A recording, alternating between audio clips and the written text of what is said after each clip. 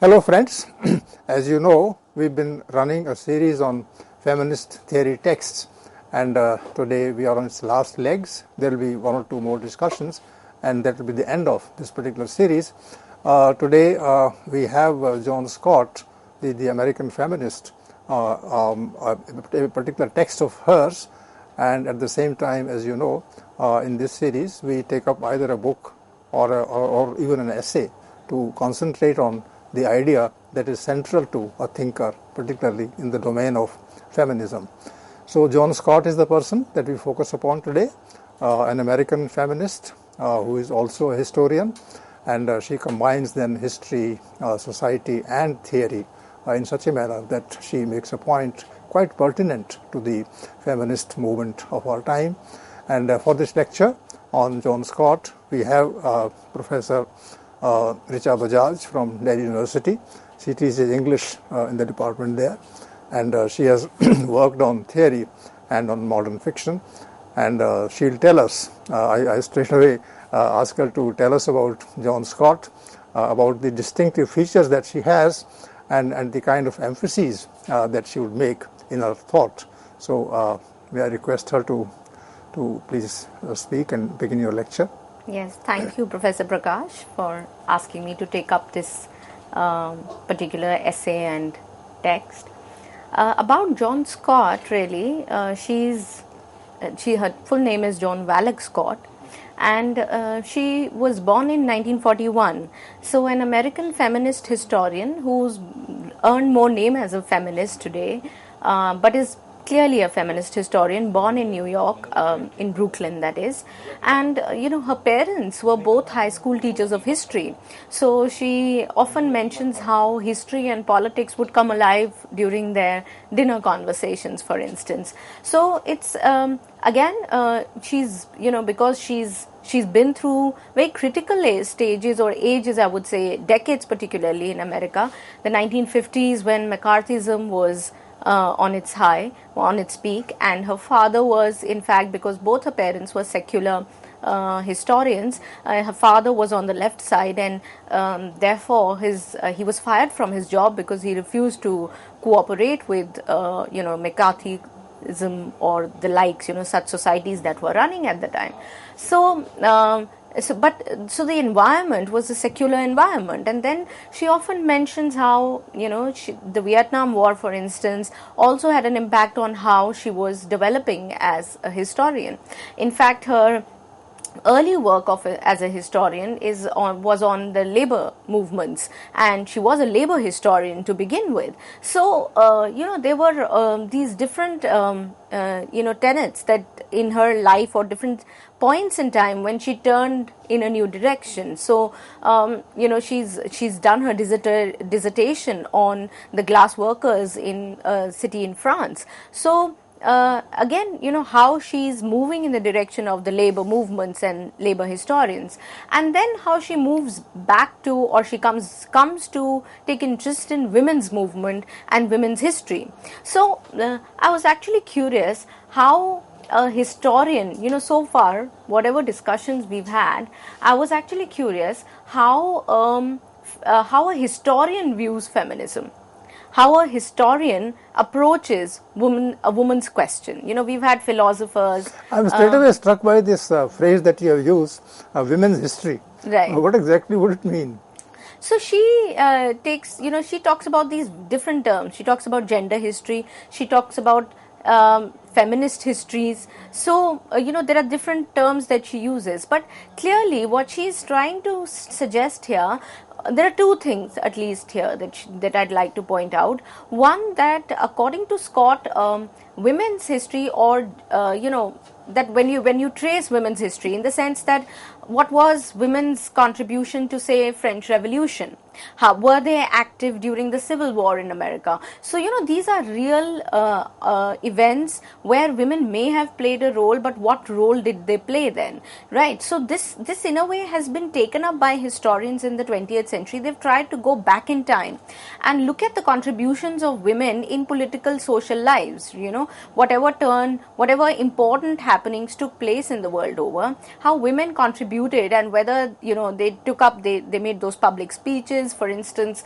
when the Puritan movement was at its peak, as New England was being built, or even later in the 18th, 19th centuries, what were the, what was the discourse like, and how were women contributing to that discourse of America, for instance, because we are discussing an American feminist here. So, the historian, when she goes back to look at women's issues and women's history, then what does she find here? Now, her approach, even as she is a historian, she often goes to comment on philosophy and psychoanalysis, and so for that reason, she draws a lot from Foucault's idea, for instance, Michel Foucault's idea of sexuality is embedded in history, or sexuality is produced by the historical context. Now, when Foucault says something like sexuality is produced by the historical context, then you've sort of put together both sexuality and history. And what you mean by historical context is that it is specific to that period, and that it keeps changing, and it is dynamic.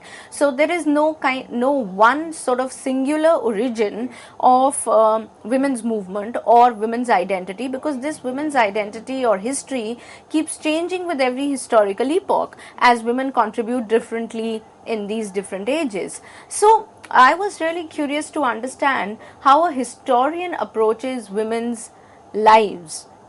What is it that she finds here, and what are her areas, what are her entry points, so to speak, in feminism. So the crux is women's contribution to history, as you rightly point out. Right. Yes. So, if you see the title of the essay that I would be taking up for discussion today, it's called Gender, a Useful Category of Historical Analysis. Yeah. So, gender as a category of historical analysis, and how she talks about its usefulness, but as a category of historical analysis means that she's also situating gender in history. It is not kind of a subjective identity which is purely a matter of thought, but it exists in its real terms. Now, for her, those real terms are not just economic in that sense, but they live in processes. She's also a post-structuralist feminist. So she positions herself there. So when she positions herself as a post-structuralist feminist, then she's, as you would know, all post-structuralists view language also not just as just words. Language is never words for them. Language is kind of a symbolic order, or the system of meaning that gets generated through which we try to connect with our world, right? So, in a way, at one level, language and the use of the term gender then becomes problematic for her, because she's trying to understand the entire system of meaning that goes around the word gender. So she spends some time in the essay on the category of gender, the term and its usage. But then at another level, being a post-structuralist, she also focuses on different areas of life, social, economic, political, along with race, class, gender sort of issues.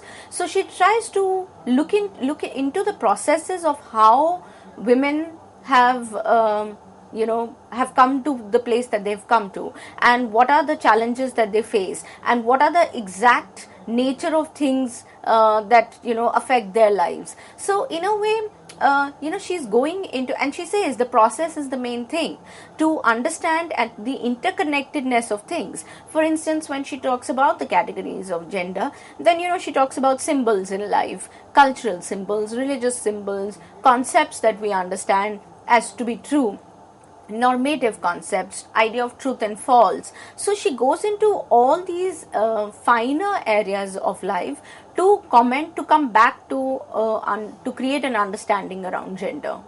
So this is how she tries to approach the issues. And while she does find certain approaches limiting, she doesn't reject the work of past feminists, and in fact wishes to, as she says, give a new perspective on an old issue. You see, why it's an old issue is because by the time she's writing in the 1980s, a lot of work has already been done, groundbreaking work, which we have already discussed in our previous lectures, has already been done insofar as feminism is concerned. And feminism has taken several routes. It has moved in so many directions in this period. So she's in a way, drawing our attention, in a way summarizing what has happened. So I do feel that all these theorists, in whatever decade they find themselves in, they try to sum up. There is a need to sum up the work that has already been done before them, and then they pick up a particular point, and try to take that forward or break it, or, a point of interest for them within feminism, or a point of interest that they think will take the movement forward. So in a way, that's been the kind of a journey of almost all the essays. If you see from 1960s onwards, they're all focused on first trying to create a kind of a history of feminist movements within their own fields, and then move on to suggest where feminism can go. So this is how I'd like to begin my discussion around Scott's essay of gender and its as a useful category of historical analysis.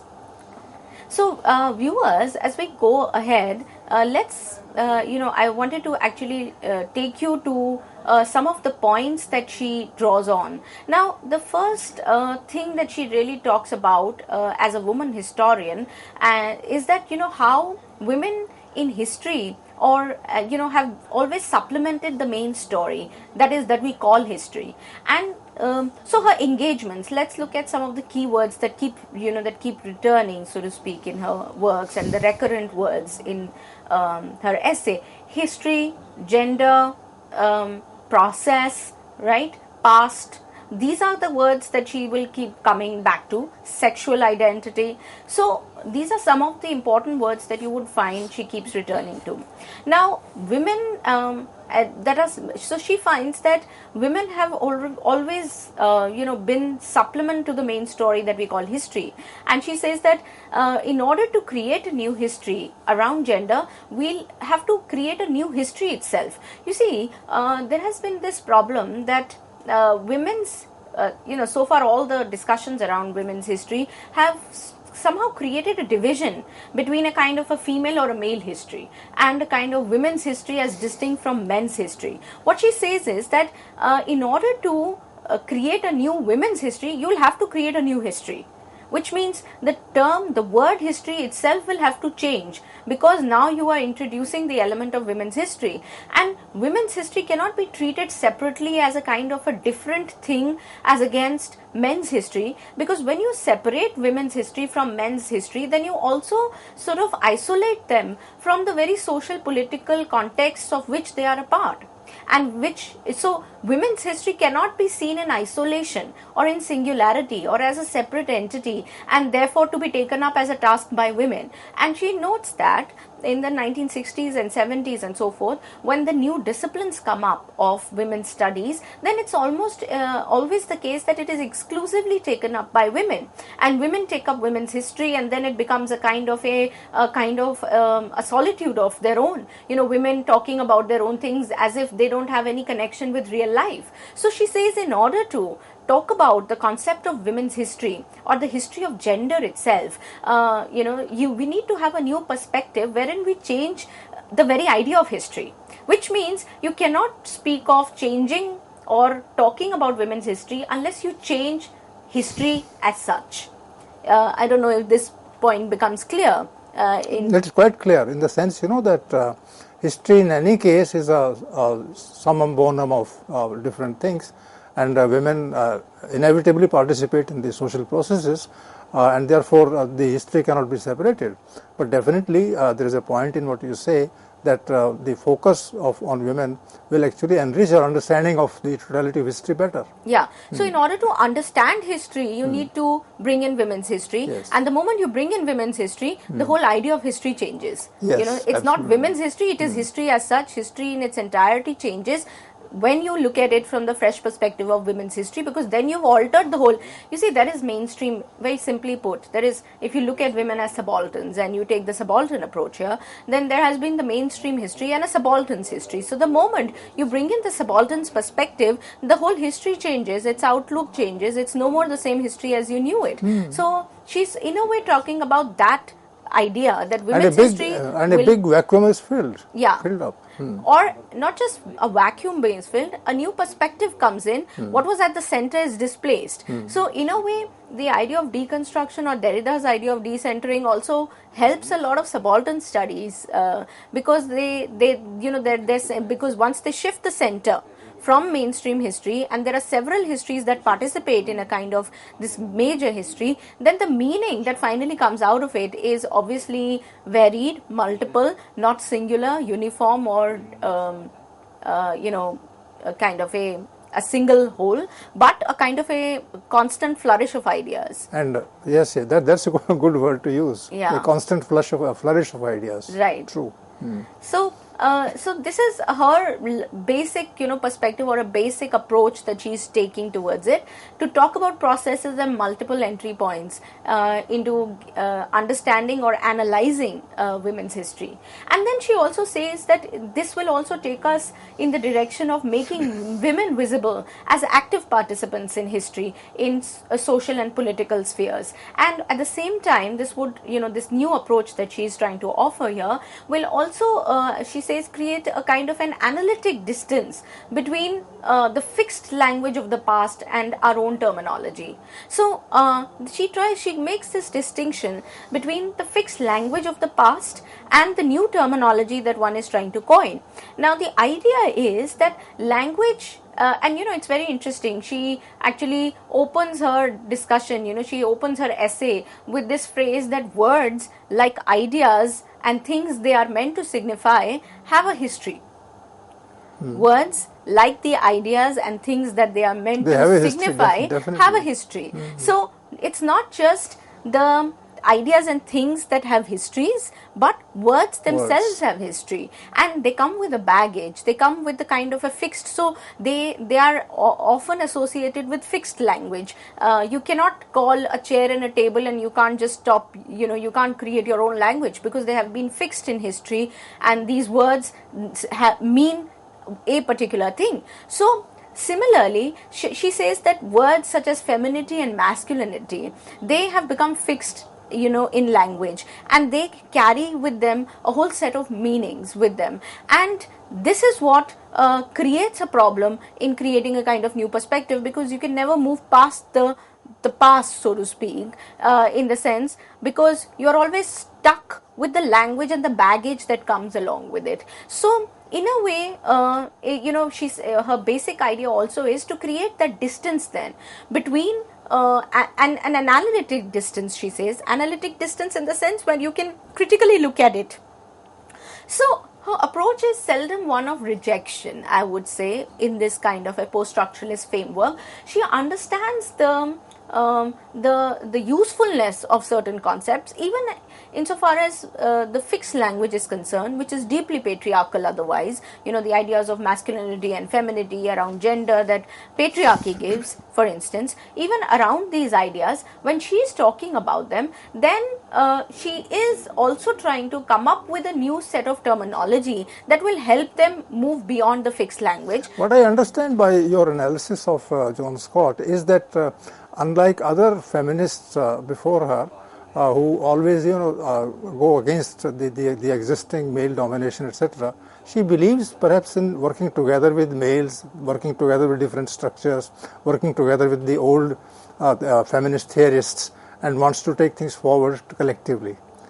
In that sense, she sees she might give primacy to a particular thing in her essay. For instance, for her, it's the it's the processes, the states, institutions, mechanisms, and how power operates, and etc. So all those things that are how power is also working in society, very Foucauldian in nature in that sense. But even as that is like the central approach that she takes, she doesn't discount the other approaches that may have been used by others, and she doesn't reject the past, and she doesn't say abort what you have been doing, but a kind of a new methods in order to have a fresh perspective on a concept like gender that has already become an overworked activity and an overworked category that seems to mean a lot of things. What I mean is that there is a kind of classification in feminism. There is the first wave, the second wave, the third wave. I don't think they mean much to her, because she would be taking advantage of the earlier developments, and she would be, of course, at the same time joining them with the new developments that occur around her. Yeah, so you're right there. She in fact talks about the different, again, as I said, she as a feminist also wants to sum up what the work that has been done. So when she identifies these approaches that have been taken up by feminists, she mentions the different strains that have been taken up. So, she mentions the pure feminist, approach, which is apolitical, which tries to be apolitical. Then she talks about another approach where she's talking about the Marxian approach, and then she talks about the post-structuralist approach, which the French post-structuralist approach, and the Anglo-American object relation approach, which are all a part of the new third wave sort of feminism. But to her, they have their limits, and again, she wants to cut across disciplines, cut across approaches, in order to create a kind of a more interconnected and a more interdependent sort of an approach. Which means her approach is not confrontational. Yes, it is not confrontational. I would say it is dialogue oriented, and if it's not necessarily debate oriented. She's not taking up arms against any critic or a feminist, showing the limitations that might come in the way as you progress in that field. You might find yourself being inhibited by the larger logic of that field, and so she finds that the best way of approaching feminist history is when you go into the different layers of society or different layers of social processes and institutions and practices, and try to create a study or a kind of meaning around it through their interconnectedness. There is a sense that they're all interconnected and they're never working singularly, and they're all dependent on one another. Without one another, they cannot exist. So, how state institutions work, how sexuality is represented, how historical contexts create meaning. So even as she is moving beyond a very, say, Marxist approach, she keeps returning to that register often in her, essay, is how I'd like to put it. The register allows her to move around, to see things there for their own sake, and then the register also allows her to come back to the original concept. Right. I do feel that is the case, even as she doesn't say it in as many words. She would discount certain things as this being very literal. For instance, for her Anglo-American object relation theory, she finds it to be very literal because it is totally, based on the actual experiences of people. What do workers do? How do they go to work? When do they return? How women workers, what are the salaries they get? So she finds it very reductionist in the sense that it becomes too literal. For her, the French psychoanalyst feminists become too much engrossed in their subjectivity that they forget the outside world. They don't seem to create a sense of connection between their subjectivity and their minds and the outside world of economy, of social life, etc. So she finds that to be in some sense quite in a kind of a time warp or a kind of a solitude of its own, right? So she has problems with each. In the Marxian framework, she finds it to be limited in scope because of its its emphasis on materiality. And she says, so while she's against all materiality, she's also against all psychoanalysis and psychoanalytic theory of the mind or of subjectivity or of language that may take you totally away from the real life experience. So in a way, she's trying to stay in between these extremities and create a sort of a feminist approach within that, being on that moderate path.